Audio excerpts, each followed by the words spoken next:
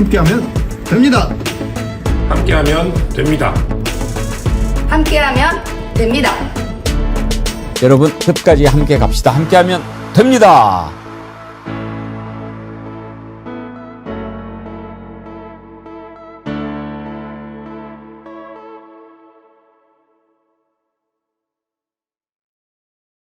여러분 안녕하십니까? 백운기입니다. 김건희 덕택이라고 해야 할지 때문이라고 해야 할지 아무튼 요즘 우리 국민들 그동안 듣도 보도 못했던 명품 브랜드 꽤나 알게 됐습니다. 이번에는 로저 비비의 국힘당 김기현의 아내가 김건희에게 로저 비비의 가방을 갖다 바쳤다고 하는데요. 궁금해서 찾아봤더니 프랑스 명품이더군요.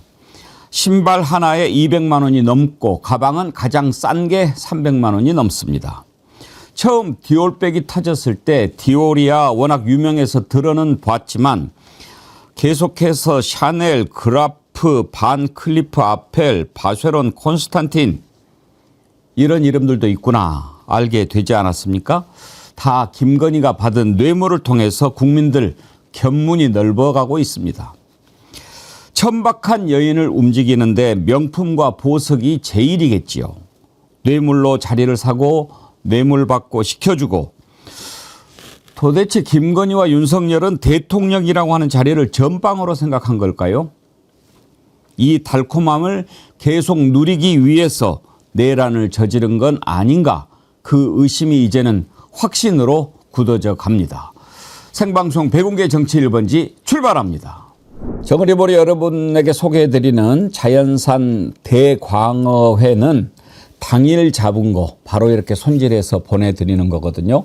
5kg 이상 되는 대광어회 그러니까 정말 드실만 할 겁니다. 싱싱하게 살아있는 거를 바로 손질해 가지고 얼음 채워서 보내드리거든요.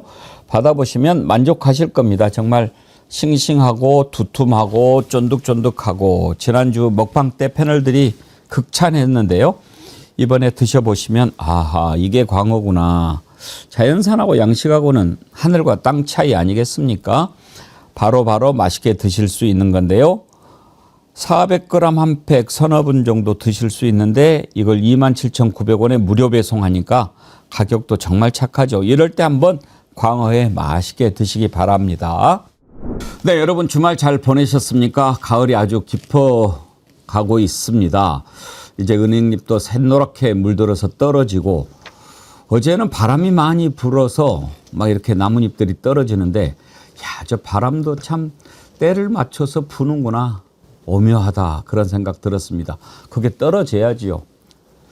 원래 낙엽 지는 거 사람들이 여러 가지 센티멘탈한 심정으로 보는데 낙엽이 떨어져야 잎으로 가는 영양분이 뿌리로 가서 그 나무가 겨울을 견디는 것 아닙니까? 그래서 낙엽 떨어지는 것은 정말 자연스러운 과정이지요. 오늘 배경 참 푸르고 좋지요. 제가 지난 주말에 전라남도 담양에 다녀왔습니다. 담양 중록원의 아름다운 대나무 숲 제가 찍어서 오늘 여러분과 나누고 싶었습니다. 부산이대희님 거긴 어딘가요? 배경이 열대지방인데요.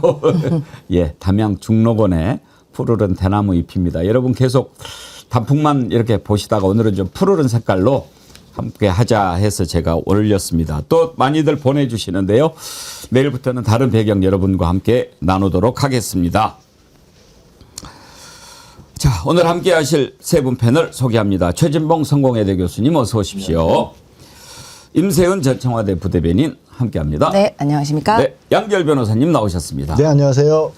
고맙습니다. 오늘 첫 번째로 김건희가 도대체 뭐를 얼마나 받았는지 그거 다 어디 있을까 궁금해요. 오늘 아침에 어떤 사람이 저한테 우리 아크로비스타 털러 갈까? 그거 가면 얼마나 많이 있을까? 털어가지고 그거를 좀 바꿔서 어려운 데서 이렇게 지금 온수기도 없이 겨울을 나셔야 되는 분들 온수기도 좀 사드리고 이렇게 하면 홍길동 되지 않을까 그러던데요. 정말 근데 그 김건희 덕택에 우리가 몰랐던 거 많이 알게 돼서 견문은 좀 넓어진 것 같아요. 임세은 대변인님은 네. 로저 비비에 아세요?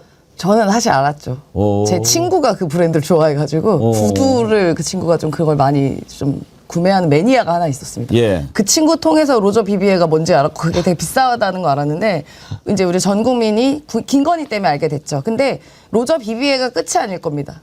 또 다른 새로운 명품 브랜드를 아시게 될 거예요, 아마.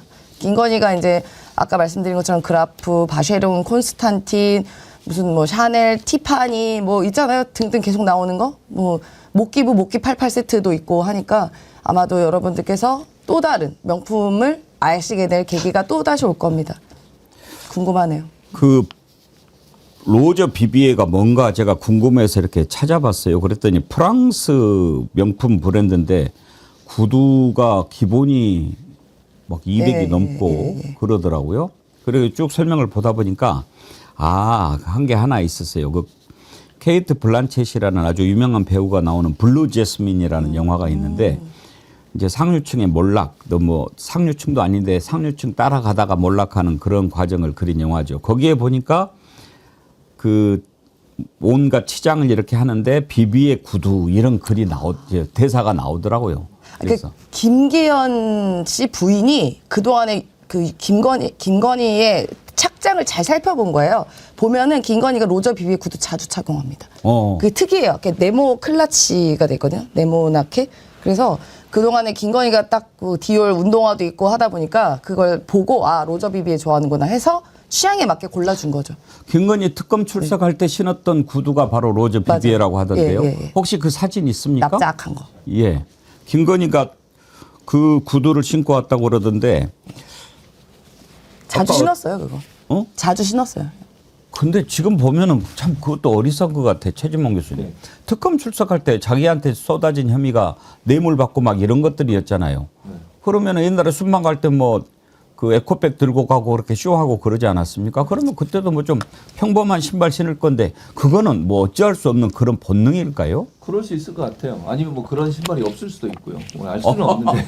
다른 신발이 아예 없어서. 없고 그냥 그런 명품만 갖고 있는지 모르겠는데 너무 좋아해서. 근데 그런 그러니까 한마디로 얘기하면 지금 앵커가 말씀하신 것처럼 기본적으로 그런 의식 자체가 없는 것 같아요. 그러니까 사회가 어떻게 볼지, 자기가 그걸 신고 나갔을 때 사람들이 나중에 그걸 어떻게 분석할지 이런 부분에 대한 생각 자체도 하지 않는 게 아닌가 생각이 들고, 예전에 그 최순실 지금 최성으로 이름 바꾼 사람, 그 사람도 예전에 출석할 때 신발이 문제가 된 적이 있었잖아요. 논란이 됐었고 비슷한 상황이 아닌가 하는 생각이 들어요. 그러니까 남한테 뭘 잘 받고 뇌물 받고 이런 사람들은 그냥 그것이 일상이 돼가지고 그게 무슨 그 사회적으로 여론의 비난을 받든 말든 나는 너희와 달라라고 하는 잘못된 삐뚤어진 특권의식 이런 것들이 있지 않는가 이런 생각이 듭니다.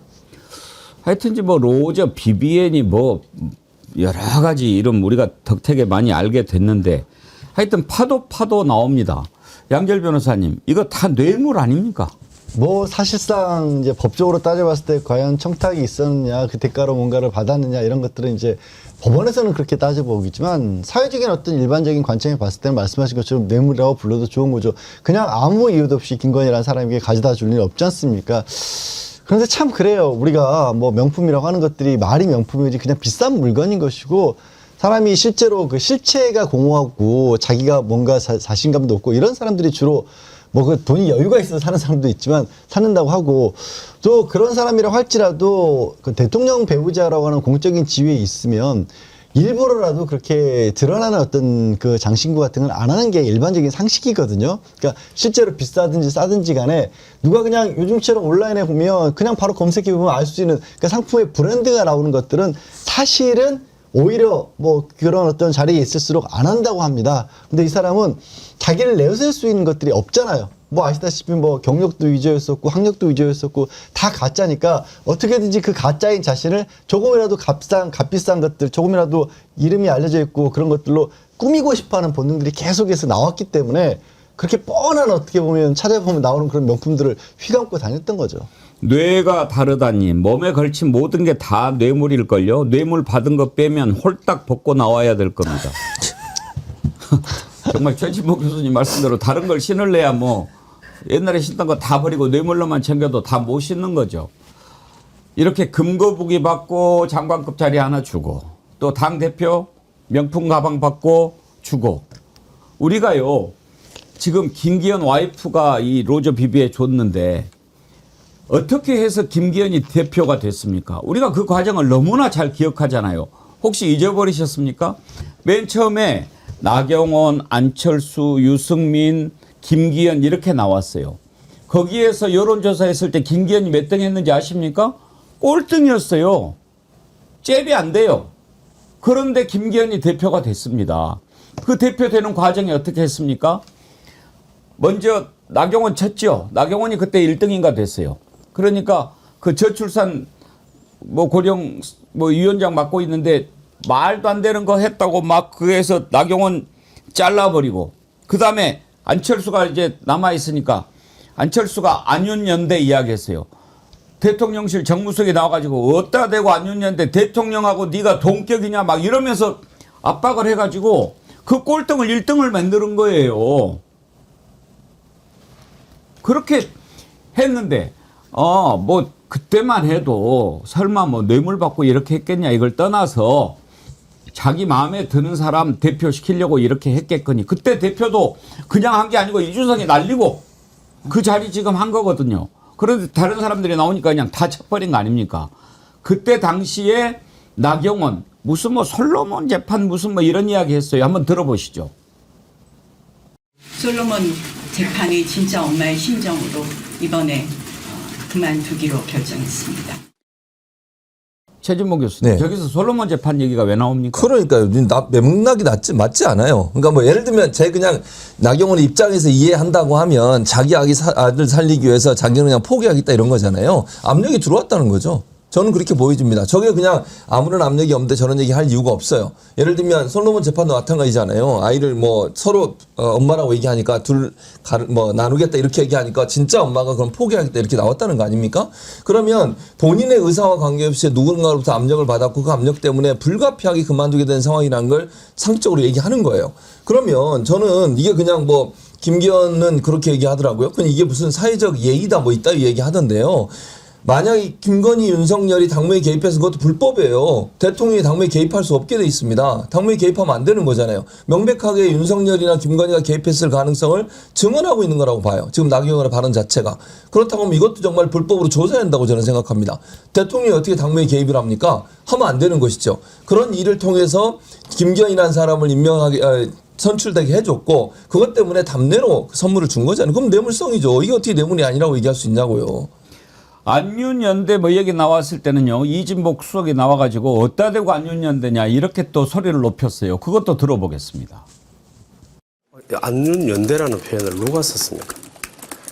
그건 정말 잘못된 표현입니다. 대통령과 후보가 어떻게 동격이라고 지금. 아니 안윤연대 지네들이 선거할 때 쓴 거 아니에요? 아니 이 윤석열이 제안해서 안윤연대 맺어진 거 아닙니까? 그래서 사실상 같은 공동정부다 이런 얘기도 했었던 걸 기억하고 인수위원장 누구였습니까? 그리고 안철수였어요. 시작을 같이 했는데 이제 저 때 정무수석이 저런 말을 한다? 그러니까 저기는 이제 내로남불의 전형들이에요. 저 사람들은 양심도 없고 뭣도 없고 본인들이 한 말도 기억도 못하고 과거에 나와 싸웠던 게 바로 윤석열 정권 틀의 민낯입니다. 민낯. 예. 그리고 지금 아까 나경원 의원이 저 당시에 솔로몬 재판 이런 얘기 하는데 나경원 의원은요 영상 보면은 참 창피할 것 같아요. 벨도 없습니까? 사실 본인이 당대표 하려고 했을 때 사실상 무너뜨린 거잖아요. 그러니까 김건희가 시켰든 윤석열이 시켰든 어쨌든 본인이 꿈을 좌절시켰는데 그때 지금까지도 윤석열 좋다고 그렇게 아직까지도 쉴드 치고 그러니까 벨도 없는 사람이 저는 나경원 같은 사람이라고 봅니다. 그런데 이제 김기현이가 이게 드러나니까 이제 인정을 안 할 수가 없죠. 준 것을 인정을 하면서도 이렇게 이야기를 해요. 제 아내가 2023년 3월 국민의힘 전당대회에서 제가 당대표로 당선된 후 김건희 여사에게 클러치백 1개를 선물한 사실이 있다고 한다. 나는 몰랐다 이런 얘기죠. 거기에다가 배우자 이미 여당 대표로 당선된 저나 제 아내가 윤석열 대통령 부부에게 청탁할 내용도 없었다. 배우자끼리 사인 간의 의례적인 예의 차원의 인사였을 뿐이다. 어떠한 대가적 목적이 아니라 사회적 의례적 차원, 사회적 예의. 양지열 변호사님, 사회적 예의는 어떤 거예요? 글쎄 이게 뭐 사회 상규라고 합니다. 제가 이 말을 쓴 표현이 이제 법원에 쓴 표현인데 김기현 대표가 그래도 판사 출신 아니겠습니까? 그러니까 일반적인 의례적으로 뭐 인사치레 같은 거 뭐 경조사라든가 이런 데 가서 인사하고 이런 것들을 이제 법원의 명으로 사회 상규라고 하고 사회 상규라고 그거를 이제 사회적 예의라는 식으로 말을 좀 바꾼 것 같은데요. 글쎄 이게 100만 원이 어쨌든 초반이라고 해도 넘는 정도의 그런 명품을 선물하면서 그게 사회적 예의라고 한다면 저는 참 예의 없는 사람인 것 같습니다. 한 번도 그렇게 누구에게 선물해 본 적이 없고 집사람에게도 그렇게 선물해 본 적이 없는 것 같은데 정말 예의 없는 사람이고 저게 이제 지금 저 네모난 모양 저거 자체가 이제 로저 BBA의 상징적인 로고라고 하더라고요. 저도 이번에 알았습니다. 저거 어떻게 알겠습니까? 제가 그런데 이 사회적 예의라는 말을 쓰기 전에 우리 흔히 지금도 그렇지만 대통령실과 여당과의 관계를 놓고 봤었을 때 이거는 분명히 분리되어 있어야 되는 관계입니다. 너무 밀접하게 있으면 이 당이 무슨 대통령실에 이중되냐 이런 얘기를 바로 언론에서 하는 거고 그 당에서 출범을 했다고 할지라도 대통령실은 국가 전체를 맡고 있는 것이기 때문에 여당과는 또 다른 관계가 되는 거고요. 그리고 당의 대표는 누가 뽑는 거냐면 대통령실에서 뽑는 임명직도 아니고 당원과 국민들이 뽑아주는 자리인 겁니다. 그러니까 사실 뭘로 따져봐도 설령 저기 예의라고 할지라도 예의를 차려야 될 대상이 아닌 거예요. 대통령도 아니고 대통령의 배우자에게. 저게 예의라고 한다면 뭔가 그러면 당대표가 되는 과정에서 내가 이 사람에게 도움을 받았다. 그러니까 예의 차원에서 답례라도 해야 된다. 이런 얘기잖아요. 그 여기서 빼놓을 수 없는 게 그렇죠. 통일교 측에서 몇만 명에 이르는 사람들을 가입을 시켜서 원래 윤심이 누구에게 있느냐라고 했을 때 권성동 의원을 밀어야 된다. 그래서 윤여호 전 세계본부장이 그러면 권성동을 계속해서 밀겠다 싶어서 그래서 가입을 시켰고 권성동이 불출마하니까 그럼 누구 밀어야 되냐고 물어봤을 때 그럼 이번에 김기현으로 가라 그랬을 때 윤여호 전 본부장이 김기현은 대통령실하고 멀어진 사람 아니냐고 물어봤을 정도로 밖에 있었던 사람인 거예요.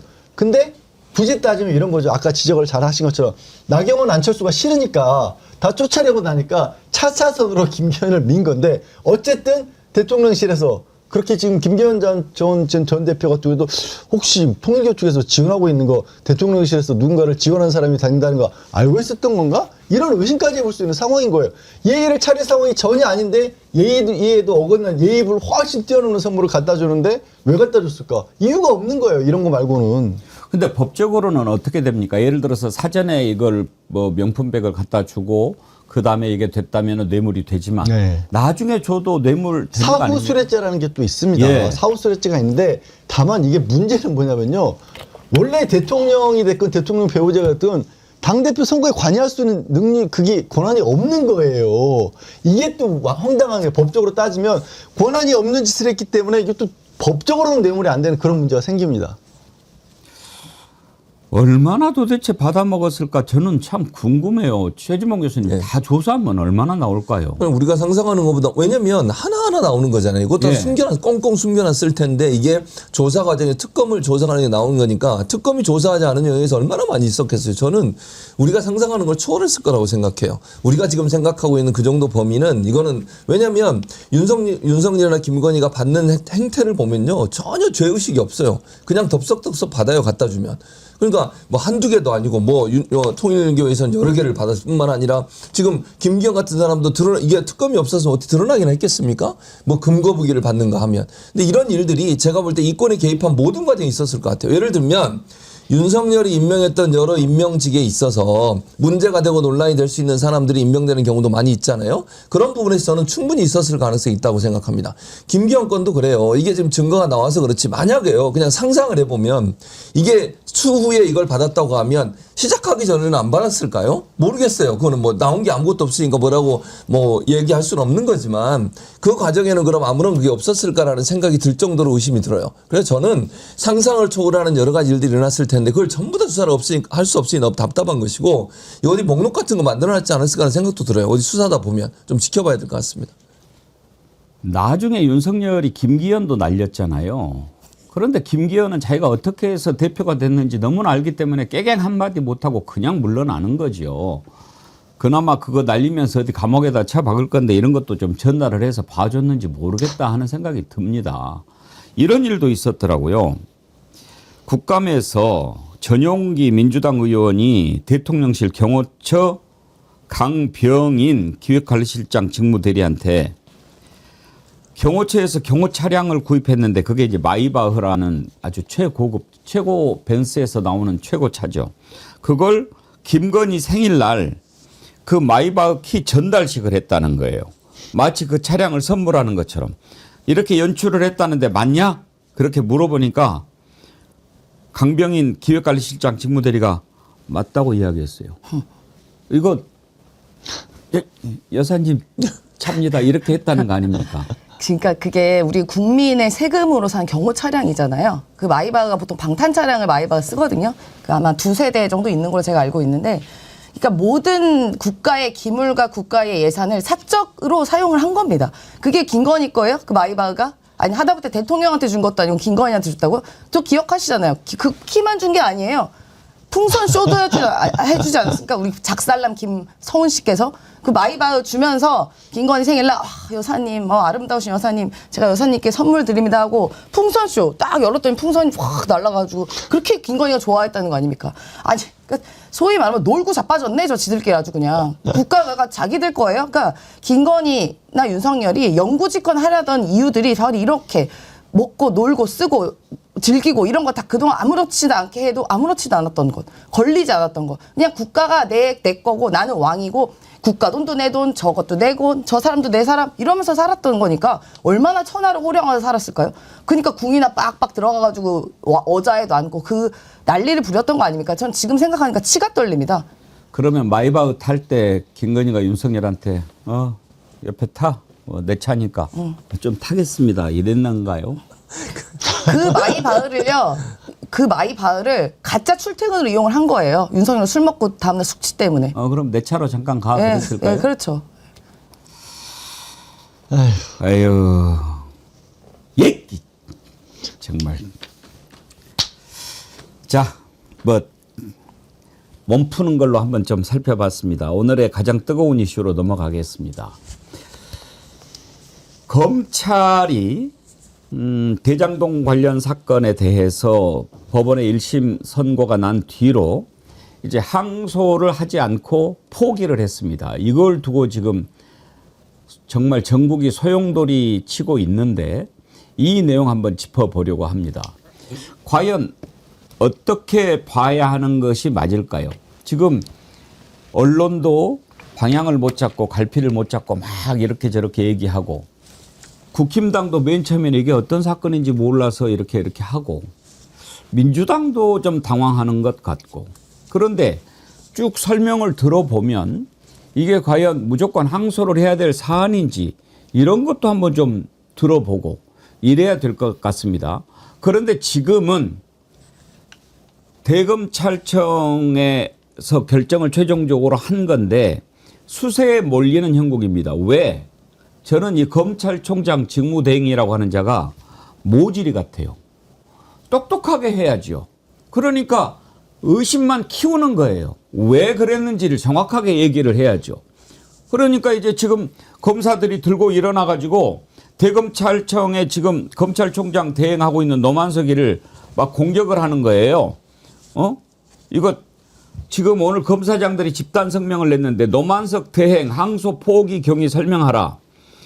노만석 검찰총장 대행은 제가 그동안에도 몇 차례 지적했는데 딱 부러지지를 못해요. 막 검사들이 난리치고 그러면은 검사 편 드는 것처럼 했다가 또 그 자리 어떻게 지키려고 또 뭐라고 그러면 또 이렇게 했다가 이러니까 이제 혼란스러운 지경이에요. 오늘 아침에 기자들이 여기에 대해서 정확하게 입장을 얘기해라 그러니까 거기서 또 빠져요. 결국은 정성호 법무부 장관이 오늘 아침에 도어 스태핑을 통해서 입장을 밝혔는데요. 정성호 장관 입장을 듣고 우리가 얘기를 해보겠습니다. APEC이 성공적으로 끝났고 그 후속 조치와 또 한미 간의 관세 협상 마무리를 해야 되는 시점에서 또 이런 것 때문에 국민 여러분께 또 심려를 끼쳐드린 것 같아 장관으로서 매우 송구한 마음입니다. 이 사건 관련해서는 원론적인 말씀을 드린다고 하면은 성공한 수사 또 성공한 재판이었다고 생각합니다. 이번 대장동 관련 사건은 통상적인 기준에 비춰 봤을 때 검찰이 구형했던 양보다도 더 두 사람은 더 많은 형을 선고받았고 통상적인 검찰의 항소 기준인 그 양형 기준보다도 초과하는 그런 형을 선고받았습니다. 특히 가장 핵심적인 유동규에 관련해서는 7년 구형했지만 8년형이 선고됐습니다. 물론 법원의 판결 내용에 일부 법리적인 해석의 관점에서 약간의 차이가 있었지만은 전체적으로는 수사 결과에 대해서 법원에서는 제대로 판단했다고 좀 보고 있습니다. 네. 대검찰청으로 자, 이제 정성호 장관 얘기는 일반적으로 검찰이 구형했던 것보다 더 높게 나오면 그거는 검찰이 대체로 항소를 포기한다는 거예요. 양재열 변호사님 그렇게 합니까? 상당히 그렇죠. 그리고 이제 그냥 TV 뉴스만 뭐 이 정치적인 사건 말고 일반 어떤 사건들을 보셔도요. 되게 거의 그냥 이제 보통 아세요. 검찰이 10년 구형하면 재판에서 한 5년 나오겠구나. 다 아세요. 그냥 뭐 일반 그냥 뭐 보통 사범들 형사 사범들을 봐도. 그런데 지금 마지막에 보신 것처럼 유동규 그다음에 정민용에 대해서 그 사람들은 성남도시개발공사에서 실무를 담당했던 공무원들이거든요. 검찰 구형량보다도 1년씩이 더 나왔습니다. 그래서 심지어 같이 재판을 받던 남욱 변호사 같은 사람들이 그 유동규라든가 정민용이 굉장히 당황하더라. 왜 그런지 모르겠지만 자기들은 이제 검찰에 굉장히 협조적이었기 때문에 오히려 형량이 낮게 나올 줄 알았는데 훨씬 더 높게 나왔기 때문에 당황했다라는 얘기가 할 정도였고요. 이 부분이 이제 여쭤보신 부분에 대한 답변인 거고, 근데 이 사건은요. 사실은 왜 이렇게 항소를 포기하는 게 아니라 일부에 있어서 공소를 취소하는 게 맞을 정도의 사건이었습니다. 그러니까 대장동 사건이 그냥 아주 간략하게 하면 어렵지가 않아요. 대장동이라고 하는 곳에 도시개발, 그 택지개발사 아파트를 대단지를 규성을 하면서 그 관해서 1조 원이 넘는 이익이 나왔는데 이 당시에 이재명 성남시장에 보니까 그런 식으로 도시개발 개발 사업을 했었을 때 민간업자들이 이걸 나중에 이익을 냈다고 해서 지자체에 제대로 돈을 준 경우가 없더라. 한 번도 없어요. 어느 경우도 없습니다. 무슨 서울도 그렇고 뭐 부산의 LCT도 그렇고 하다못해 양평의 공흥지구 최은순이 개발했던 거 있지 않습니까? 거기도 아예 개발이익 제대로 안 냈잖아요. 그러니까 무슨 일을 했냐면 처음으로 야 이거 도시개발공사에서 얼마나 올지 모르겠는데 대충 이 정도 나올 것 같으니까 성금으로 내놔. 그래서 현금으로 4천억을 땡겼고 진짜 성남시에 그 대장동하고 상관없는 지역에 공원도 지으라고 하고 심지어 터널도 뚫으라고 했어요. 그래서 5,700억 가량을 먼저 성금으로 당긴 겁니다. 그리고 나머지는 니들 알아서 해. 여기서 잘해봐. 그래서 성남도시개발공사를 따로 만들어가지고 그 성남도시개발공사가 주축이 돼서 이 개발 사업을 한 겁니다. 근데 이번에 재판받은 건 뭐냐면 유동규하고 정민영이라고 하는 이 공격을 맡은 인간들이 그 민간업자들로부터 그들의 편의를 봐주는 과정에서 뇌물을 받아먹은 거예요. 그러니까 사실 이재명 시장과 연결점이 없는 겁니다. 근데 그걸 가지고 처벌을 하는 부분인데 나중에 이 1심 재판부가 이 부분을 지적을 했는데 검사들이 수사를 하면서 거기다가 원래 기소를 할 때는 이 유동규하고 민간업자들의 사이에서의 문제들만 기소를 했는데 쓱하니 이재명 당시 성남시장을 나중에 끼워 넣어요. 공소장 변경 형태로. 그래서 그 부분을 1심 재판부도 지적을 했어요. 야 이거 수사했던 내용도 아니고 완전히 새로운 사건인데 왜 이걸 끼워 넣냐. 그러니까 이번에 사건 판결문을 봐도 그 문제가 있으니까 야 이 부분에 대해서는 다투지 않는 게 맞겠다. 항소 포기를 한 겁니다. 그리고 그렇다고 해서 재판이 끝난 것도 아니고 이재명 지금 대통령, 그러니까 당시 성남시장에 대한 재판과 정진상, 김용 그 이재명 대통령 주변에 있는 재판은 계속 중이에요. 그러니까 그거는 여기서 다투면 되고 요 사건에서 무리하게 이재명 시장과 이재명 당시 시장, 지금 이재명 대통령 관련 부분에 있어서는 이거를 검찰이 계속해서 끌고 가는 건 재판부도 지적한 것처럼 같은 사건도 아닌데 왜 여기다 억지로 넣어놨냐라는 의미가 들어가 있는 겁니다. 그래서 제가 지금 말씀드린 것처럼 원칙대로 굳이 법적으로 짜지면 그 부분은 공소를 취하는 게 맞아요, 사실은. 근데 이거를 강제로 끌고 가기 위해서 이 부분을 왜 검사들이 항소 포기해가지고 왜 이거 사건 계속 수사 못하겠냐 이 주장을 하고 있는 거는요.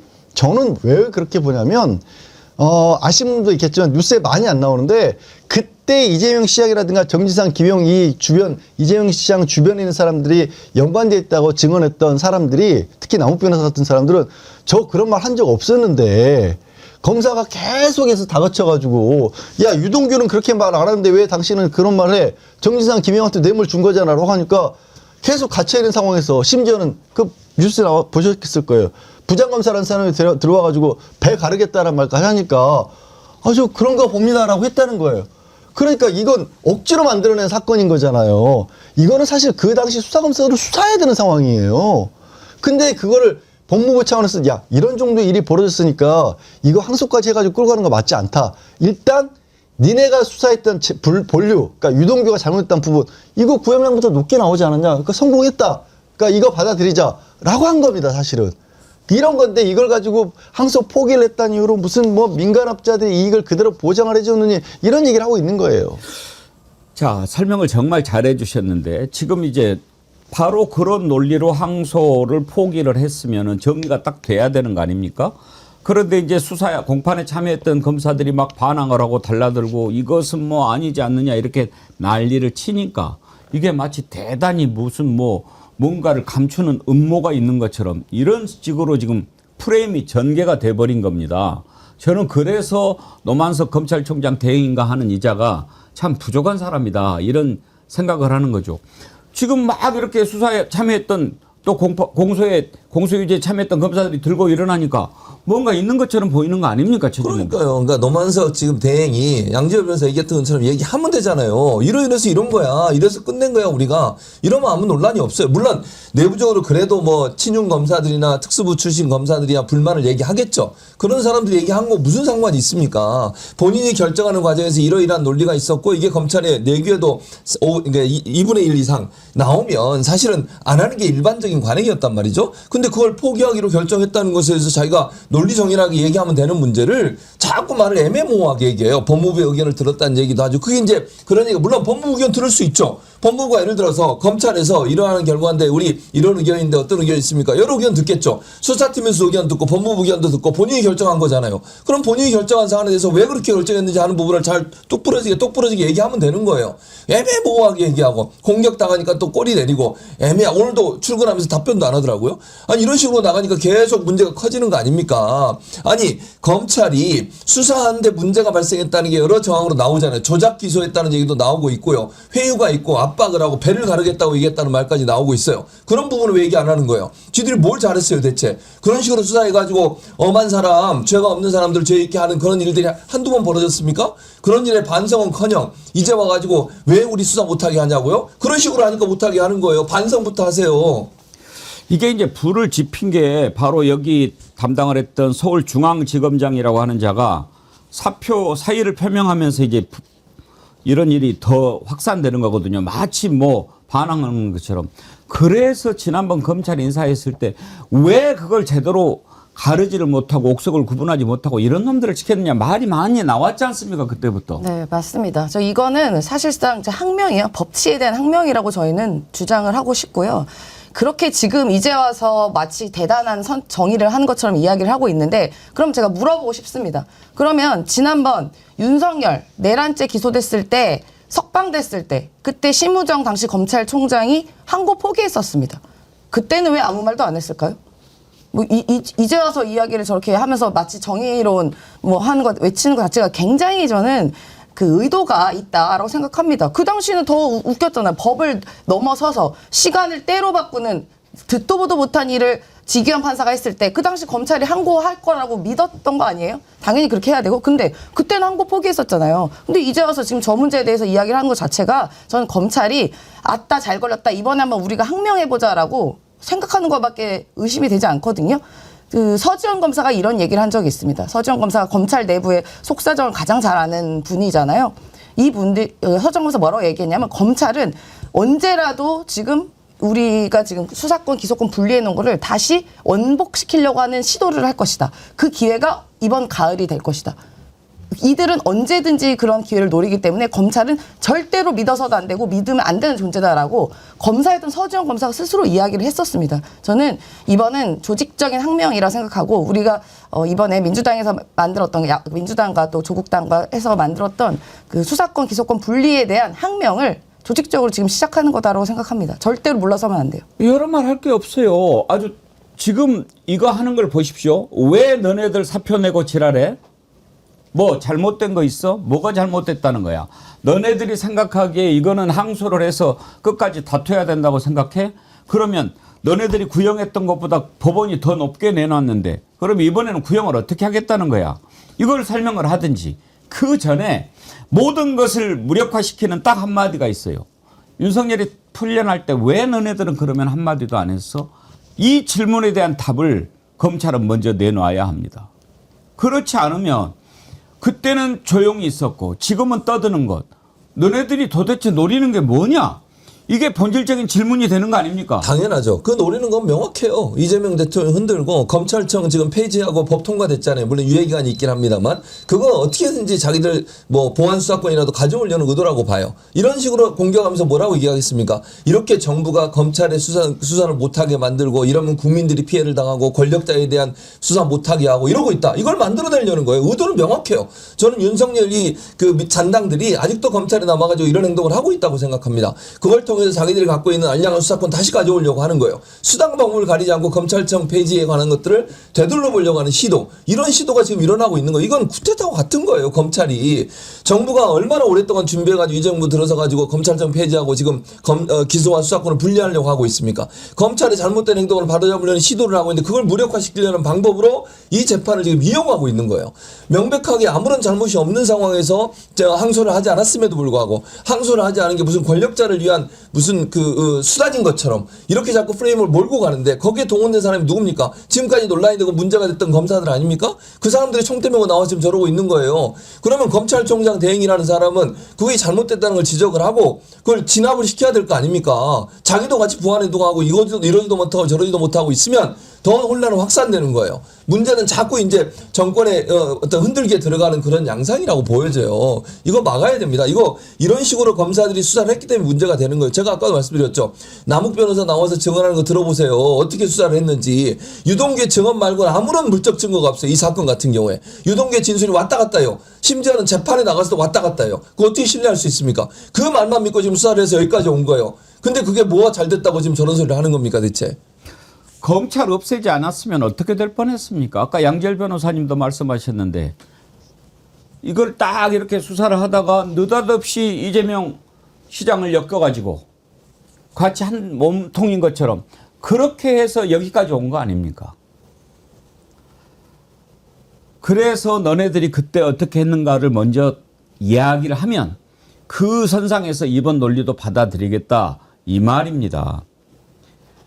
변함없이님, 앵커님 말씀이 맞다고 생각하면 좋아요 눌러주세요.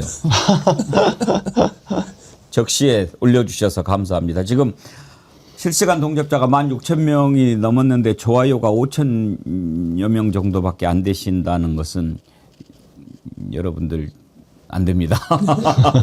좋아요 눌러주면서 같이 보시고요. 자, 그러면서 없는 것도 있는 것으로 만들고 있는 것은 덮어버리고 했던 것이 지금까지 검찰 아닙니까? 자기들이 원하는 증언을 꺼내기 위해서 배를 갈라버리겠다 이런 얘기도 했더라고요. 그거 한번 들어봅시다. 대장동 사건 진실의 문이 활짝 열렸습니다. 배를 갈라서 장기를 다 꺼낼 수도 있다. 장기 밀매업자의 말이 아닙니다. 현직 부장검사가 한 말입니다. 대장동 민간사업자 남욱은 재판장이 진술의 신빙성을 확인하기 위해 이름을 밝히라고 하자 정일곤 부장검사다. 정일곤 부장검사가 애들 사진 보여주면서 애들 봐야 할 거 아니냐. 배를 갈라서 장기를 다 꺼낼 수도 있고 환부를 도려낼 수도 있다. 곰곰이 생각해봐라 라고 울먹이면서 증언했습니다. 남욱은 내 목을 걸고 거짓말이면 추가 처벌을 받겠다. 왜 허위 조작 수사에 대한 수사가 이루어지지 않는지 모르겠다. 수사가 새로 시작되면 협조하겠다고 밝혔습니다. 수사하면서 뭐 저런 말도 하고 그러는지는 잘 모르겠습니다만 말도 어느 정도가 있는 거죠. 양재열 변호사님, 저 말을 듣는 순간 얼마나 위축이 되겠습니까? 게다가 저 말을 들은 사람이 일반인의 입장에서도 위축이 되는데요. 사실 변호사이기 때문에 더 위축이 됩니다. 저 말에 대해서 저 정일곤 부장검사라는 사람의 해명이 그래요. 그러니까 당신이 있는 그대로 다 범죄를 자백을 하면 모르겠는데 그 자백을 안 해주면 우리가 이제 나머지 부분도 다 지금 들여다봐야 되기 때문에 이렇게 말한 거지 실제로 사람 배가르겠다라고 한 건 아니다라고 이걸 해명이랍시고 해요. 근데 그게 해명이 될 수가 없는 게 그런 겁니다. 범죄 여부가 뭔지를 탁 집어가지고 알 수 없으면요. 수사를 못하는 거예요. 그럼 혐의 없음으로 처분하면 되는 거예요. 그거를 자백하지 않으면 네가 죄가 되는 걸 자백하지 않으면 네 주변 사람들, 너랑 관계 있는 사람들, 너랑 거래했던 사람들 계좌 다 틀어보고 이 사람도 찔러보고 저 사람도 찔러보고 가족도 불러다 조사하고 그거 하겠다는 얘기를 한 겁니다. 우리 그런 모습 여러 번 봤습니다. 조국 전 장관의 대표적인 경우예요. 중학생 딸, 고등학생, 중학생 자녀들 일기장까지 다 뒤져갔잖아요. 그래가지고 지금 다 민간인으로 만들어버리고 자기들이 다 박들어버리고 고졸로 만들어버리고 했지 않습니까? 그거를 남욱 변호사는 알았기 때문에 그러니까 실제로 내가 장기를 가른다는 말이 아니다. 그거 누가 못 알아들어요? 그것보다 더 무서운 거죠. 이거 윤석열 본인이 얘기한 거가 있습니다. 검찰에 잘못 찍혀서 무죄 나오더라도 인생 망가진다라고 윤석열 씨가 본인이 그렇게 얘기를 했었어요. 그 남욱 변호사한테 저 정일공 부장검사라는 사람이 그 얘기 그렇게 됐다라는 거예요. 애들 사진 보여주면서 애들 생각도 해야 되는 거 아니냐. 구속돼 있는 사람한테 그리고 거기에 대해서 그거 왜 보여줬냐 그러니까 정일권이라는 사람이 또 얘기를 이렇게 했다는 거예요. 아 구속된 지 오래돼서 애들 본 지 오래됐으니까 수사자료에 있는 사진 꺼내가지고 보여준 거라고. 수사자료에 애들 사진이 왜 들어가 있는 거예요? 그리고 거기서 그러면 애들 얼굴 본 지 오래됐으니까 사진이라도 보세요.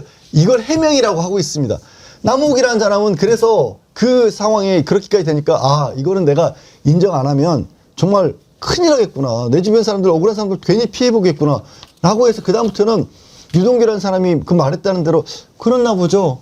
저는 유동규한테 뇌물 줬는데 그거를 이재명 당시 시장 측근한테 줬다고 하니까 그랬나 보죠. 이런 식으로 얘기를 했다라는 거예요. 그러면 지금 정진상, 김용 그러니까 이재명 당시 시장의 측근 그리고 이재명 시장 그러니까 지금의 대통령 기소되어 있는 사건 있죠. 그 증거라고는 유동규 한 사람 말밖에 없는 거예요. 유동규 한 사람의 말은 또 어떻게 끌었느냐. 내내 이 사람도 그 자기가 그 정진상이나 김용 이런 사람한테 뇌물 줬다는 거 다 부인하다가 어느 날 갑자기 반포 수사부 불려가가지고 하룻밤 정도 지난 다음에 그다음부터는 제가 사실은 이게 제가 받은 게 아니라 저 이재명 시장 측근들에게 주려고 한 겁니다. 라고 입장을 확 바꾼 거거든요.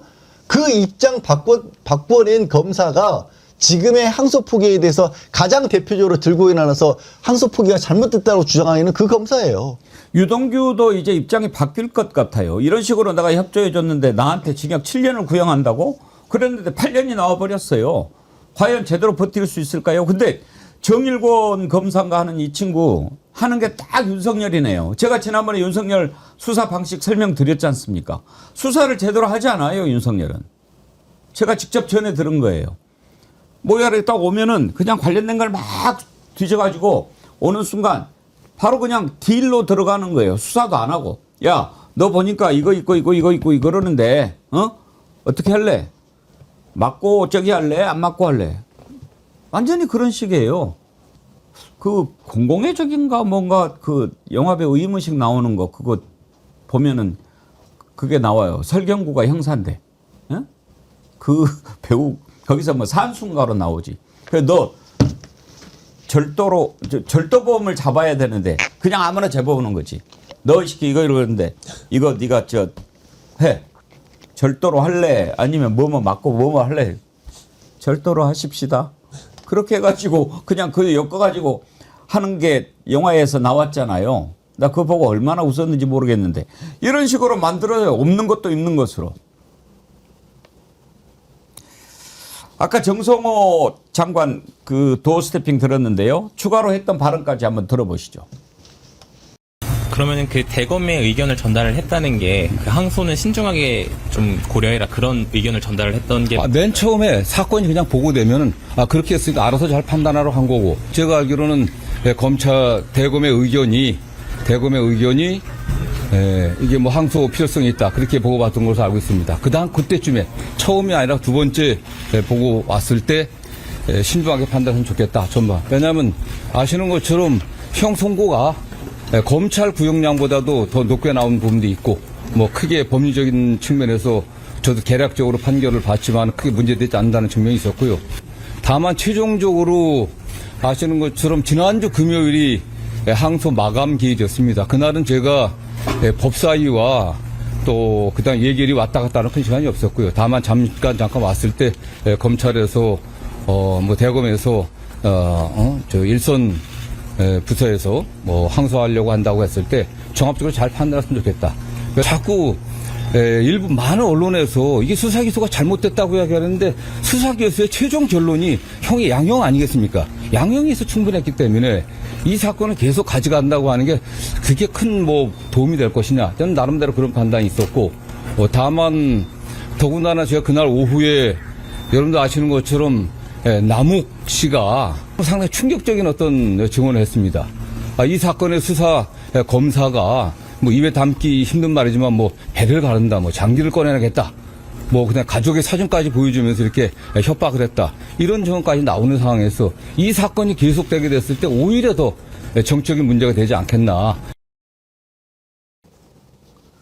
이재명 대통령도 지난 9월에 국무회의에서 그런 얘기를 했어요. 검사들이 죄가 되지도 않는 것을 기소하거나 무죄가 나와도 책임을 면하기 위해서 항소하고 상고해서 국민한테 고통을 주고 있다. 이게 기계적이에요. 얘들은 만약에 자기들이 패소하거나 또는 그 어느 정도 기대하는 게 안 나오거나 그러면은 무조건 항소를 하는데 그 뭐 고과에 반영이 됩니까? 그렇죠. 그거에 반영이 되고 제가 이제 법조계에서 흔히 쓰는 표현 중에 참 싫은 표현이 이런 거예요. 이겼다 졌다라는 표현을 써요. 법조계에서는. 그러니까 이게 실제로 그러니까 검사 입장에서는 무죄가 나오면 진 거고 변호인 입장에서는 무죄가 나오면 이긴 거고 거꾸로면 유죄가를 판단하면 이긴 거고 근데 이게 재판이라고 하는 게 실제로 진실을 밝히는 거고 억울한 사람이 있으면 억울한 사람에 대해서 억울하다고 판단이 나오면 그게 진 겁니까? 그게 아닌 거죠. 수사가 잘못됐구나라고 가는 게 원래 우리가 생각하는 그런 기대인데 그렇게 생각들 안 하는 거예요. 아이고 그 피고인이 실제로 억울함을 겪든 말든지 간에 내가 수사해서 넘긴 막 1년 2년 고생해가지고 넘겼는데 졌어? 있을 수 없는 일이야. 항소해가지고 우르르 또 그것만 다투는 겁니다. 또 항소를 하게 되면 뭐가 문제냐면 일반적으로 봤었을 때는 이런저런 어떤 정황적인 사건이라든가 주변을 크게 볼 것 같지만 법이라고 하는 거는 어떤 그 재판의 편의성 때문에 딱 그 부분 하나 그러니까 1심에서 무죄로 다퉜던 부분에서 1심 무죄의 판단은 근거가 뭐냐 그럼 그거를 뒤집을 수 있는 건 뭐냐 라는 것만 딱 가지고 판단하는 거거든요. 그럼 그 1심에서 뒤집힌 부족한 증거가 있으면 그거를 더 보강하기 위해서 또 검사들이 우르르 달라붙어 가지고 어떻게든지 강제로 이걸 뭐 뒤집으려고 하는 겁니다. 그래서 항소심에서 선고를 하면 이제 이겼다 이렇게 되는 거예요. 지금 이 정치적인 사건이 아니지만 최근에 그렇게 뭐 무죄로 밝혀져서 충격적인 충격을 준 사건이 있죠. 이른바 그 막걸리 살인 사건이라고 부녀가 짜고 어머니를 막걸리에 독약 타서 먹여서 죽였다고 했던 그 사건. 그게 딱 그런 구조였어요. 1심에서 무죄 나왔는데 항소심에서 유죄 나와가지고 억울한 사람이 16년 동안 옥살을 했던 겁니다. 근데 알고 보니까 증거 조작이 있었고 강압수사에 있었던 게 이번에 밝혀진 거예요. 그거 하나뿐일까요? 마찬가지예요. 그런 거 이재명 대통령이 지적한 부분이 그런 거예요. 야 이게 니네가 이기고 지고 니네가 국가에 잘 받고 커리어 관리 잘하는 게 중요한 거야? 재판이라는 게 억울한 사람들 억울하지 않도록 만드는 과정인 건데 그걸 왜 니네 직업의 성공률 여부가 가지고 따지는 거야? 지금도 그렇게 하고 있으니까 기계적으로 하고 있으니까 그거 하지 말라고 지적한 부분입니다. 이번 사태에 마치 뭐 엄청나게 잡은 것처럼 국힘당이 막 이제 뭐 국정조사 하자라고 하는데 했으면 좋겠어요. 해야죠. 그래서 어떤 식으로 도대체 수사를 했는지 한번 밝혔으면 좋겠어요. 저는 이번 사태의 본질이 다른 데 있지 않다고 생각합니다. 이제 그야말로 윤석열 조무래기들이 고개를 딱 쳐들고 올라오는 그 형국이라고 봅니다. 그거 이상도 이하도 아닙니다. 이번 기회에 고개 들고 올라오는 거 다 쳐버려야죠. 국정조사 저는 하자고 합니다. 김병기 민주당 원내대표도 하자고 그러더라고요. 저 박수 쳤어요. 들어보시죠. 이 정치검찰에 이번에 싸그리 다 도려내지 않으면 우리나라의 미래가 없을 겁니다. 그러니까 단순히 검찰의 수사권이 없어진다고 해서 이게 해결되는 문제 아니거든요.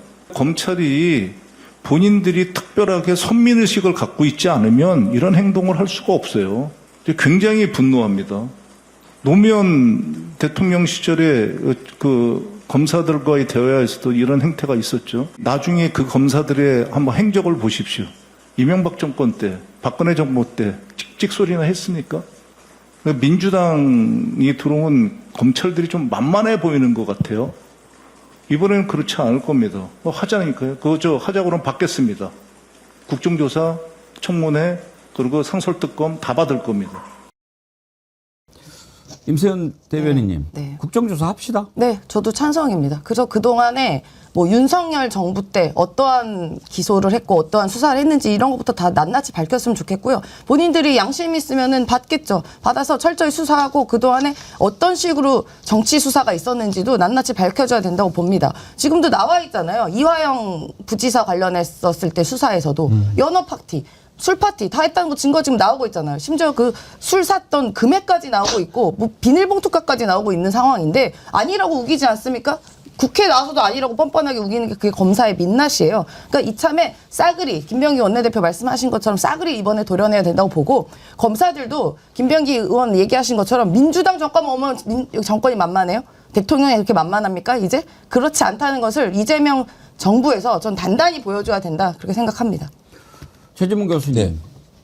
기대돼요. 만약에 하면 어떻게 될지. 저는 기대되죠. 왜냐하면 검찰의 그 민낯이 다 드러날 거예요. 국정조사도 하고 저는 하나 더 묻고 더블로 가면 뭘 하고 싶냐면 특검도 한다고 생각해요. 상설특검. 네. 이거 수사, 대장동 관련된 수사에 관여했던 이 검찰들에 대한 특검 반드시 한다고 생각합니다. 두 개를 함께 갔으면 좋겠어요. 국정조사는 국회에서 하지만 그 강제 권한이 없잖아요. 국정조사는. 그러니까 특검도 같이 가는 거예요. 그래서 이 수사하는 과정에 강압수사가 있었는지 없었는지 조작 기소는 있었는지 없었는지 확인해야 돼요. 뭐 이완영 그 부지사 관련해서 여러 술 파티도 마찬가지고 이번에 지금 남욱이 증언하고 있는 여러 정황들을 보면 대장동 사건 같은 경우에는 그런 정황이 너무 농후해요. 이거 조작 기소를 하고 이재명 대통령을 목표로 해서 이재명 대통령을 죽이려고 했던 정치적으로 이런 정황들이 너무 많이 나오고 있기 때문에 이건 특검까지 가야 한다고 생각합니다. 그래서 국정조사하고 특검도 하자. 같이 해보자. 어느 사람의 말이 맞는지. 그래서 검찰의 민낯이 다 드러나야 돼요. 지금까지 검찰이 윤석열 밑에서 얼마나 잘못된 행동을 했는지를 낱낱이 밝혀낼 수 있는 기회로 삼아야 한다고 생각합니다. 예, 합시다. 하자고. 속보가 하나 들어왔는데요. 내란 특검팀이 윤석열을 이적죄, 그러니까 이제 우리가 그동안 흔히 외환 관련된 거, 이 이적죄로 김용현 여인영 방첩사령관이죠. 일반 이적 및 직권 남용 권리행사 방해 혐의로 기소했는데요. 이제 말하자면 외환죄로 기소한다고 볼 수 있습니다. 근데 외환죄는 뭐 여러 가지 막 결리는 게 있으니까 이제 이적죄로 했는데 이거를 보면서 당연히 해야 된다라고 생각하지만 궁금한 게 있어서 양지열 변호사님한테 여쭤볼게요. 원래 이제 윤석열이 그 구속기간 만기가 다가오지 않습니까? 근데 직위원이 예. 지금 하는 거 보면은 과연 그 안에 끝날 수 있을까? 그렇게 되면 이제 풀려날 수 있으니까 이때 또 외환 관련된 걸로 영장을 청구해서 구속기간을 연장하는 걸로 생각하지 않았습니까? 그런데 지금 이걸 기소를 해버리면 그거는 어떻게 됩니까? 그때 당시 새로운 걸로 영장 청구는 어려운 상황이 되는 거죠. 근데 이제 내란 특검에서도 약간 이제 다른 사건들, 특히 이제 한덕수 전 총리 사건이긴 합니다만 그 사건의 결론이 올해 안에는 나올 수 있을 것 같다라는 확신을 가진 것 같습니다. 그리고 이 일반 이적죄라고 하지만 이 부분도 수사가 굉장히 많이 진전이 되어 있는 상황이고 이게 뭐냐면 그 평양의 북쪽에 그 주석궁 주변이라든가 아니면 그 북한의 군사기지 주변으로 드론 날려보낸 사건인 겁니다. 드론 날려보내고 실제로 이제 또 북방한계선 쪽으로 아파치 헬기도 낮게 저공 비행해서 공격을 유도하는 듯한 그런 상황을 만들어냈지 않습니까? 그게 북한, 적으로 명시되는 북한에 대해서 북한이 전쟁을 일으키기 쉽게 만들어줬다. 북한으로 하여금 오히려 우리를 공격할 수 있는 빌미를 만들어줬다고 해서 적을 이롭겠다는 의미의 일반 이적으로 된 겁니다. 근데 이제 외환으로 안 됐던 이유는 외환을 하려면 북한과 통모를 해야 되는데 통모한 증거는 없다 보니까 이제 일반 이적으로 간 거고 그 과정에서 드론 사령부에 있는 그 군인들 입장에서는 그렇게 할 일을 해서는 안 되는 거거든요. 근데도 불구하고 그 사람들에게 엉뚱한 일을 시켰다라고 해서 직권남용 권리행사 방해죄까지 같이 적용을 한 겁니다. 그런 것들 그리고 아까 말씀드린 것처럼 한덕수 전 총리에 대한 사건이나 이런 것들이 먼저 결론이 나오게 되면 직원이 아무리 그 주저앉아가지고 지금 사실 아직도 증인이 30명간에 남아있기 때문에 올해 안에 무슨 뭐 재판을 끝낸다 이게 현실적으로 어려워질 수도 있는 상황이라고 하지만 그 재판을 무시할 수가 없는 거예요. 기본적으로 한덕수 전 총리에 대한 지금 한덕수 전 공수장 변경한 게 내란의 주요 임무 종사까지도 같이 되는 거거든요. 그러니까 내란은 중요 임무 종사, 내란을 같이 일으켰다고 하는 사람에 대해서 올해 안에 유죄가 나와버리면 근데 내란의 우두머리는 그럼 빠져나간다는 게 이게 성립할 수가 없는 사건이다 보니까 아마 그렇게 기소를 한 것 같습니다. 그러면은 이자 풀려나는 거는 걱정 안 해도 됩니까? 아니요, 저는 걱정은 여전히 해야 된다고 봅니다. 걱정을 하고 계속해서 직위원에 대해서 지적을 하고 왜 이렇게 재판이 질질 끌어가고 있냐라는 부분도 계속해서 지적을 해야 한다고 봅니다. 그래야 만약에 무슨 짓을 할지 모르는 자들이기 때문에 저는 이 부분을 계속해서 지적을 해야 된다고 봅니다. 그런데요, 윤석열 이자는 지금 구치소에 들어가서 돈 벌고 있더라고요. 지금 다시 구속된 뒤에 100일 동안에 들어온 영치금이 6억 5,725만 원이에요. 와, 109일간에. 윤석열이 대통령 연봉이 2억 6,258만 원이거든요. 그러니까 1년에 받는 연봉 2억 6천인데 100일 동안 6억 5천 넘게 영치금을 받았어요. 이걸 또 받아가지고 다 또 바로 인출해서 넘겼더라고요.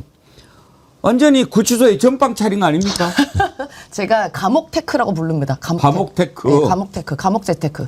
그러니까 그렇게 지금 대통령 재임했을 때보다 사실상 이게 연봉으로 따지면 훨씬 높은 비중으로 지금 영치금 받고 있는 거잖아요. 그러니까 계속 계시면 되겠네요. 훨씬 낫네요. 대통령 재임보다. 더군다나 이거 더 면세죠. 짭짤하네. 예. 면세예요. 그럼요. 면세. 예, 예, 면세죠. 예. 세금도 안 띱니다. 계속 계셔라. 그리고 계속 재테크 하셔라, 그 안에서. 그리고 심지어 180차례 이제 출금을 했다고 하거든요. 근데 또 신기한 거는 김건희한테는 2,200만 원밖에 안 갔다고 하더라고요. 이 그 영치금 주는 것도 약간 차등이 있는 것 같아요. 아마도 그 윤어겐 세력들이 김건희가 돈이 더 많다는 거를 이제 파악하고, 그러니까 대부분의 재산이 김건희 거잖아요. 아크로비스타도 그렇고. 그러니까 그걸 알고, 아, 그래, 우리 불쌍한 윤석열한테 보내야겠다라고 해서 선택적으로 이제 준 것 같은데 잘하고 계십니다. 아주 밸런스 좋고요. 계속 그렇게 감옥에서 재테크 평생 하시기를 기원 드립니다.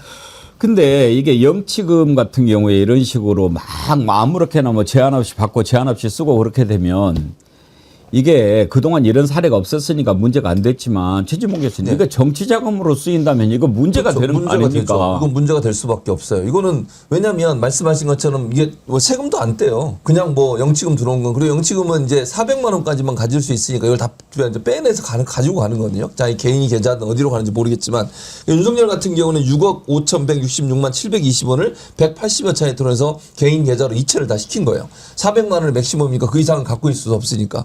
근데 이런 식으로 하면 이거 나중에 정치자금 쓰는 거 아니겠어요? 본인이 이렇게 있다가 감옥에 얼마나 뭐 계속 있어야 되겠지만 계속 있는 과정에서 이거 계속 이렇게 돈을 받으면 이 돈 모아가지고 자기 정치자금으로 쓴다고 하면 이건 막아야 되는 거 아니겠어요? 저는 이렇게 무도하게 전 국민을 대상으로 나라를 위기에 빠뜨리고 내란을 일으킨 자가 돈을 영치금 받아가지고 돈벌이 하고 있는 이 상황을 만드는 것도 대단히 저는 문제라고 생각합니다. 이게 이제 법의 미비라고 볼 수 있을 텐데, 영치금 이렇게 많이 들어온 적이 없어서 그렇게 될 수는 있겠지만 이것도 이런 걸 보면 국민들도 너무 화가 나지 않습니까? 이게 무슨, 이 사람이 여기 들어가가지고 하는 짓은 계속 버티고 수사에 적극적으로 임하지도 않고 재판에 나오는 것도 선택적으로 나오고 자기 마음대로 나오고 이런 행동을 하는 사람이 영치금 이렇게 받아가지고 돈 벌고 있으니 화가 치밀어 오릅니다. 이것도 좀 손봐야 되지 않나는 생각도 듭니다.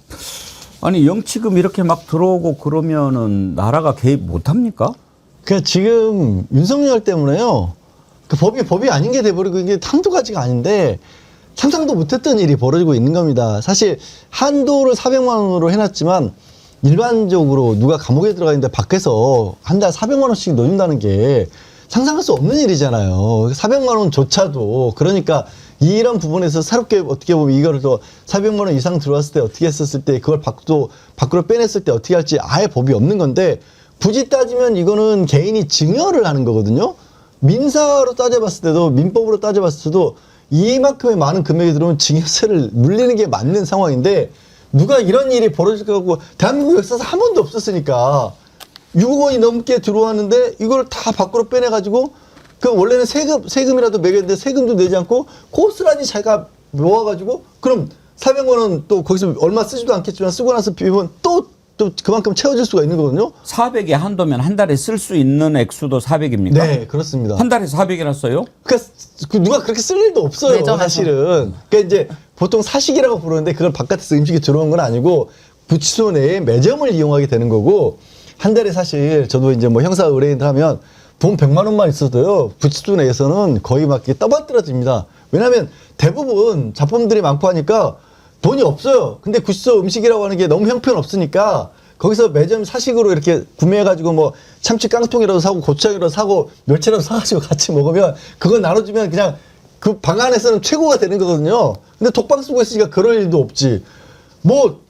이런 일이 아예 있을 수가 없는 일이 벌어지고 있으니까 법이 없는 거예요. 나는 평생 살면서 윤석열이가 뭐 이렇게 땡겼다는 얘기는 들어봤어도 어딘가에 기부했다, 불우한 사람을 도왔다, 이런 것은 들어본 적이 없습니다. 최진봉 교수님. 저도 들어본 적이 없습니다. 그러니까 그래서 지금도 보세요. 자기 계좌로 다 뭐 어느 계좌인지 제가 모르겠습니다만 출금해서 다 넘어갔잖아요. 지금 그 돈을 어디다 차곡차곡 쌓았는지 모르겠어요. 그래서 저는 이거 지금 400만 원 한도니까 뭐 지금 개인적인 생각입니다. 좀 이제 이런 인간들, 이렇게 특히 이렇게 내란을 일으키거나 국민에게 엄청난 피해를 준 인간들이 만약 들어가서 영치금 400을 넘어가면 그냥 국고로 환수했으면 좋겠어요. 그러게 말이에요. 그 이상 그냥 예. 법을 바꿔가지고. 그러니까 뭐 일반 사람들은 그 범위에 안 들어가니까 이렇게 뭐 중요하게 국가에 큰 피해를 입혔던 사람들은 그 이상이 들어오면 다 국고 환수 이래버려야 된다고 생각하는데 이게 윤석열이 하는 행동을 보면 저기 앉아가지고도 자기 이익 챙기고 자기 배부르게 하고 이런 일 하고 있는 거 아니겠습니까? 반성은 하고 있습니까? 뭐라고 자기 때문에 피해를 당하고 있는 부하들에 대해서는 다 책임을 부하한테 떠넘기고 이런 못된 행동을 하는 사람이 이런 걸 또 돈을 챙기고 있다 보니까 더 화가 날 수밖에 없는 거 아니겠습니까? 님그림자님도요. 400 초과하면 국고로 귀속시키는 법을 만들면 됩니다. 예, 만듭시다. 이것도 만들어야죠. 그리고 저희는 많이 받아가지고 뭐 어디다 쓸까 평생 쓸 일이 없지 않나요? 그러니까 저도 평생 저게 못 나오잖아요. 저 계좌를 보낸다 하는데 저 누가 받아요? 김건희도 감옥 가 있는데 받을 수 있는 사람이 없어요. 저도 어디 간 거야? 토리가 받나? 토리 말고는 없잖아요. 지금 응? 김건희가 쓸 수 있어요. 뭐가 쓸 수 있어? 백날 저렇게 180회 옮겨봤자 윤석열은 저 돈을 만날 일이 없어요. 앞으로 만나서도 안 되고. 임세현 소장님, 네. 우리 오늘 밤에 아크로비스타 갈까요? 아, 한번 털러 갈까요? 로저 비비에랑 막 이런 거 좀 더 얼마나 많나 한번. 근데 아크로비스타가 문제가 아니라 없어진 컨테이너가 더 중요합니다. 컨테이너 가야 돼요. 그게 중요합니다. 그게 그러면 어디로 갔는지. 일단 임세현 소장님이 네. 컨테이너를 좀 찾아주세요. 제가 수색해 보겠습니다. 예. 네. 가는 거는 같이 가고. 네. 아, 정말. 아니, 그 안에 들어가가지고도 그런 국리를 하고 있고, 그리고 설사 들어왔다 칩시다. 그 뭐 지금도 윤석열 지지하고 뭐 돌아다니는 놈도 있으니까. 근데 그렇게 들어오면 그거를 좀, 나로 인해서 고통받는 사람들한테 뭐 겨울철이니까 뭐를 좀 연탄을 저기 한다든지 뭐 이런 생각은 못 하나요? 하기야 그렇게 생각을 한 것 같아 왜 저기 있겠습니까? 예전에 과거에 송영길 대표님은 그 다른 분들이 어려우신 분들이 영치금 줄까봐 아예 사모님께서 미리 영치금 다 본인이 채워놔서 입금이 안 되게 해놨었고요. 아. 네, 다른 분들이 영치금 못 딱 받고. 차면은 입금이 안 됩니다. 입금이 안 돼요. 그러니까 계속 인출을 하는군요. 네. 그러니까 지금 뭐 윤석열 같은 경우는 계속 빼서 자기 계좌로 옮기잖아요. 아예 그 송영길 대표님은 다른 분들이 못 들어가게 사모님이 미리 다 막아놨답니다. 영치금. 그리고 나올 때도 그 영치금 뭐 약간 기부라고 해야 되나? 그걸 좀 주고 나오셨대요. 다른 분들한테. 대조되지 않습니까? 아, 정말 저런 끼임 작가님, 국민에게 총칼을 겨누는 내란범에게 영치금을 보내는 버러지들도 그렇죠. 그것도 지난번에 제가 웬만하면 이제 여러분들 생각해가지고 안 다룰 것은 좀 가볍게 쓰레기통에 버립니다. 지난번에 전환길이가 뭐 또 뭐 이야기했잖아요. 이재명 대통령 잡아서 남산에 묶어놓고 또 여러분들 정신건강 생각해서 이제 그런 거 안 다루니까 여러분들 마음 편하게 다룰 건 다뤄야죠. 마지막으로 이걸 다뤄보겠습니다. 오세훈하고 명태균하고 드디어 이제 대질 신문을 했어요. 그런데 들어가기 전부터 으르렁 됐지요. 근데 끝나고 나서 이렇게 하는 얘기를 딱 들어보면서 우리야 이제 진실을 모르죠. 어떻게 알겠습니까? 다만 표정 보고 네가 거짓말을 하고 있는 것 같다. 이렇게 짐작은 하지요. 여러분 누가 거짓말을 하고 있는 것 같습니까? 한번 두 사람 얘기 들어봅시다. 대납한 사실은 없다.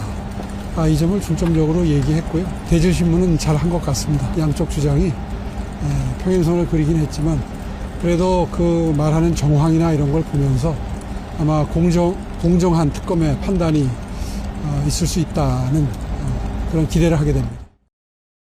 특검에서는 그와 관련돼서 오 시장님이 기억이 안 난다, 잘 모르겠다, 뭐 이런 부분들에 대해서 증거 자료를 다 제시하시더라고요. 혹시 여론조사 대가로 그 아파트를 약속했다는 부분은 좀 구체적으로 어떤 대화가 오갔는지 말씀해 주실 수 있을까요? 그거 사실 그대로 이야기 말씀드렸어요. 뭐 그 부분에 대해서 뭐 논쟁할 게 뭐 있어요.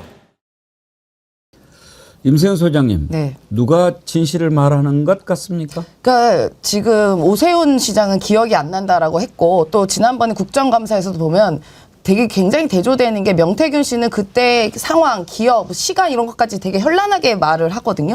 그런데 오세훈 시장은 그 눈을 감고 거의 침묵으로 일관합니다. 그래서 제가 약간 저도 우는 거 아니야? 라고 싶었거든요.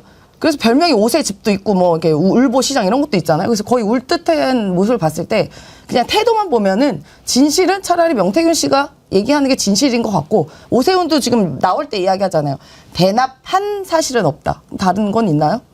딱 그 부분만 이야기하지 않습니까? 그게 여러 가지 의심되는 포인트들이 많고요. 결국 저는 또 이게 중요하다 봅니다. 지금 현역 시장이에요. 오세훈 시장이. 근데 이게 여러 가지 많은 논란이 있고 하다 보면 재판 계속 가고 이러면 시정을 어떻게 돌봐야 되는지, 그러면 결국은 피해는 우리 서울 시민들이 다 돌아가는 것밖에 없습니다. 그러니까 빨리 진실이 밝혀져서 본인의 거취도 정해야 되는 거 아닌가 싶습니다. 저는 뭐 둘 다 그렇게 진실한 사람으로 생각하지는 않습니다만 양지열 변호사님 최소한도 그건 좀 특검에서 밝혔으면 좋겠어요. 지금 몇 번 만났느냐 가지고 오세훈 시장은 2번 만났다고 그랬잖아요. 근데 명태균 씨는 7번 만났다고 그랬어요. 이건 바로 나오는 거 아닙니까? 바로 나왔고 사실 이 부분에 있어서는 오세훈 시장도 딱히 다른 부분을 다 만난 것 자체를 부인하기 어려우니까 입장을 이미 좀 바꿨죠. 그러니까 내가 만난 게 아니라 내가 있는 곳에 갑작스럽게 스토커처럼 찾아들어서 나를 당황하게 만들었다. 뭐 이런 식의 주장을 했는데 지금 이제 지난 8일이었죠. 주말에 이제 대질신문 과정에서 오세훈 시장은 좀 전에 평행선처럼 말이 좀 달랐다. 서로가 안 맞았다라고만 얘기를 하는데 근데 지금 뒤에 나오는 명태균 씨 같은 경우는 특검에서 다 증거자료 제시를 했다. 대표적으로 이런 겁니다. 2천만 원 가량을 지금 여론조사 비용을 대납을 시켜야 되는데 나는 돈이 없으니까 내 지금 지지자한테 그 돈 빌리러 간다라고 얘기를 했다고 명태균 씨가 그렇게 얘기를 했는데 그 특검에 보니까 그 시간대쯤에 그 사람 그 지지자가 와가지고 오세훈 시장 집 근처에서 식당에서 비용을 결제했던 부분이 나왔다라는 겁니다. 그리고 이제 이 명태균 씨가 실제 이제 서울시장 치르는 과정에서 주변에 다른 경쟁자로 지금 꼽히는 사람, 당내에서 꼽히는 사람들을 다 양보시켰다. 대표적으로 나경원 만나서 양보시켰다라고 그렇게 얘기를 하고 있는데 그때 또 명태균 씨가 비행기 타고 올라왔던 기록이 나왔던 거예요. 그러니까 명태균 씨의 말은 하나하나 어느 정도 증거가 자료가 뒷받침이 되는 걸로 보이고 오세훈 시장은 그냥 자기 말만 있는 걸로 그렇게 보이는 겁니다. 그리고 이제 오세훈 시장이 특검이 뭐 얘기도 잘 들어주고 공정한 판단할 것으로 기대를 했다라고 그렇게 말씀을 하시는데 오 시장님이 이제 변호사 출신이긴 해보신지는 오래돼서 지금 감이 약해신 건가 싶은 게 보통 이제 검찰 조사 과정에서 이렇게 잘 대해주면 불리하게 나옵니다. 네. 최진봉 교수님.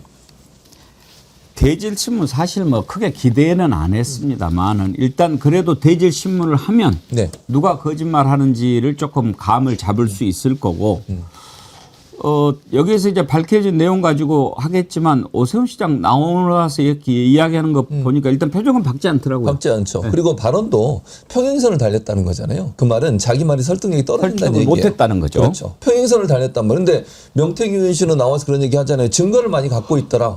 그 말은 뭐예요? 검찰이 본인의 말을 입증하는 여러 증거들을 갖고 있다는 의미로 들려요.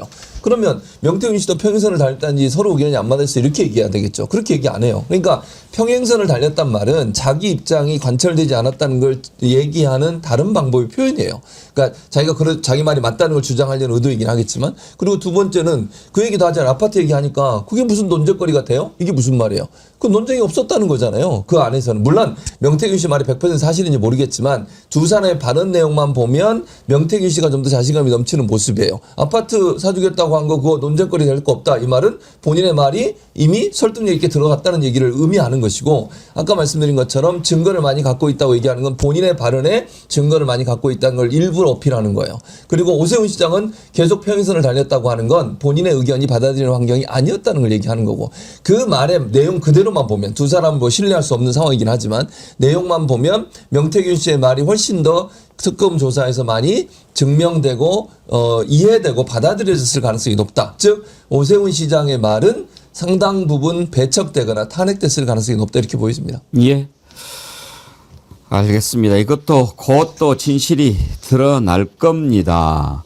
오늘 종묘 앞에 고층 빌딩 들어서는 거 가지고 또 오세훈 시장 관련된 것도 짚어볼까 했는데 일부 시간이 다 돼서 이건 또 시간 될 때 짚어보도록 하겠습니다.